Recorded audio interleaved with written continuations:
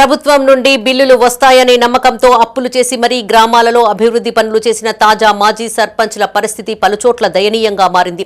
కొందరు బిల్లులు రాక సొంత ఆస్తులు సైతం అమ్ముకొని అప్పులు తీర్చుతూ ఉండగా మరికొందరు నిలువ నీడలేక రోడ్డు మీద పడ్డ పరిస్థితి నెలకొంది.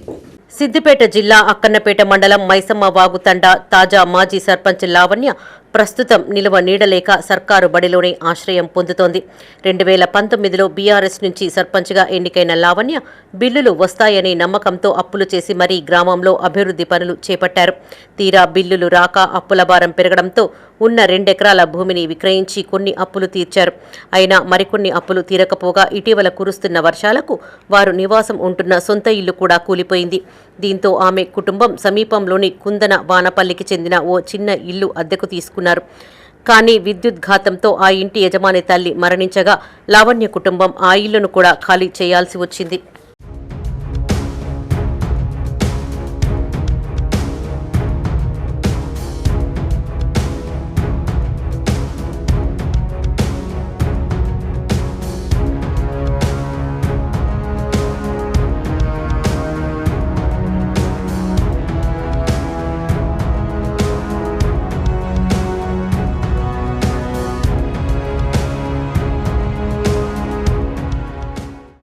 గ్రామంలో మరొక ఇల్లు లభించకపోవడంతో లావణ్య కుటుంబం మైసమ్మ వాగుతండాలో మూతబడిన ప్రభుత్వ ప్రాథమిక పాఠశాలలో ప్రస్తుతం తలదాచుకుంటోంది. ఇందిరమ్మ ఇల్లు మంజూరు కోసం స్థానిక ఎంపీడీఓకు దరఖాస్తు చేసుకున్నామని, అయితే కాంగ్రెస్ పార్టీ నాయకులను కలిస్తేనే ఇల్లు వస్తుందని ఎంపీడీఓ తమకు సలహా ఇచ్చినట్టు ఆమె వాపోయారు. 5 ఏళ్లు గ్రామానికి నిస్వార్థంగా సేవ చేసిన తమకు ఇందిరమ్మ ఇల్లు కూడా మంజూరు చేయడం లేదని లావణ్య ఆవేదన వ్యక్తం చేశారు. నిలువ నీడలేక ప్రభుత్వ పాఠశాలలో ఉంటుంటే ఇప్పుడు ఆ పాఠశాల కూడా ఖాళీ చేయమంటున్నారని ఆందోళన వ్యక్తం చేశారు. సిసి రోడ్లు కానీ, డంపింగ్ షెడ్ కానీ, పీడ ప్రకరణం కానీ, మార్కెట్ కానీ, ఈ కల్వర్ట్ కానీ ఇవన్నీ చేయడం వల్ల అప్పుల పాలైనం. 2 ఎకరాల భూమి అమ్మడం జరిగింది. అయినా కూడా అప్పులు మిత్తిలకు కూడా సరిపోలేదు. ఇంకా అసలు అట్లే ఉండిపోయినాయి. ఇంకా 10 లక్షలు బిల్లులు రావాలి. ఇల్లు కోసం అప్లై చేసినాం 2 సార్లు. మాకు ఇల్లు లేదని అంటారు, మీకు ఒక పార్టీ వేరు మేము పెట్టామని అంటారు. పెడతలేరు. మేము పక్క ఊర్లో కిరాయికి ఉంటున్నాము. అక్కడ ఒక ముసలమ్మ వాళ్ళ అమ్మ చనిపోవట్లా ఇక్కడికి వచ్చినాము. మూతబడ్డ స్కూల్లో ఉంటున్నాము. ఆ టీచర్ నిన్న ఉండమని కూడా లెటర్ ఇచ్చింది. ఇవాళ మళ్ళీ కాల్ చేయమని ఇద్దరు సార్లను కూడా పంపించింది కాల్ చేయమని. ఈ వర్షంలో ఎటు వెళ్ళలేము. మాకు న్యాయం జరగాలి. ఇటు బిల్లులు కొంచెం ఇల్లు రావాలి మాకు.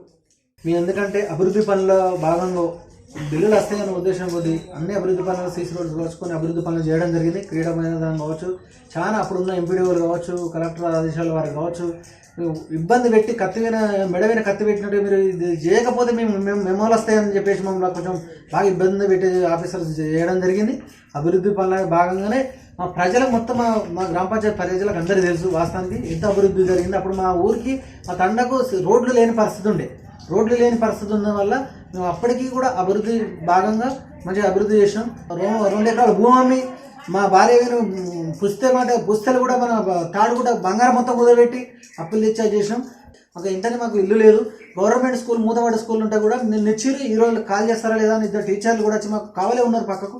ఇప్పుడు మీరు ఉన్నారు కాబట్టి కొంచెం వాళ్ళు పక్కకి వెళ్ళిపోయి మళ్ళీ వస్తామన్నారు. మేము ఇక్కడికి వెళ్ళిపోయే పరిస్థితి లేదు. ఉంటే రోడ్డు మీదనే ఉండాలి. వర్షం బ్రహ్మాండంగా పడుతుంది. వర్షాలలో మేము ఎక్కడ ఉండే పరిస్థితి ఉంది.